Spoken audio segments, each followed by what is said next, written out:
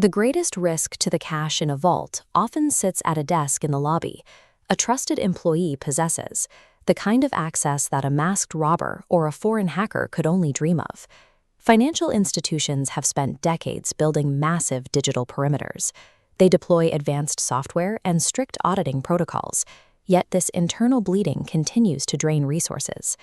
Combating this rise in financial crime within the Nigerian banking sector requires a shift in focus. Effective security means looking past the ledgers and profiling the human mind. A research paper titled The Dark Psychology of Bank Fraud challenges the current security paradigm. Published in the Journal of Contemporary Academic Research, the work of Dr. Kenku and colleagues at Nasarawa State University bridges forensic psychology and financial security.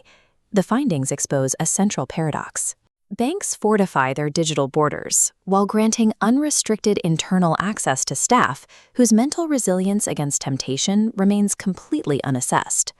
What specific mental characteristics distinguish a career professional from a devastating internal threat? Researchers identify high-risk individuals through a behavioral profile known as the dark triad. This is a cluster of 3 distinct malevolent personality traits. The first is narcissism. A fraudster with this trait possesses a deep sense of grandiosity and entitlement, allowing them to believe they deserve the bank's wealth more than the customers do. Next is Machiavellianism. This manifests as highly calculated, manipulative behavior used to deceive coworkers and quietly bypass security protocols. The final trait is psychopathy. In a financial context, this translates to high impulsivity and an absence of empathy. These perpetrators can ruin a client's life and feel zero remorse for the damage. When these 3 traits converge, an individual operates without normal moral friction. Inside a bank, they function as a dormant threat waiting to activate. These dark psychological traits rarely result in crime on their own. They require a vulnerable corporate ecosystem to thrive. Donald Cressy's fraud triangle identifies the environmental triggers, starting with pressure. This is often fueled by personal economic strain or a social obsession with accumulating wealth.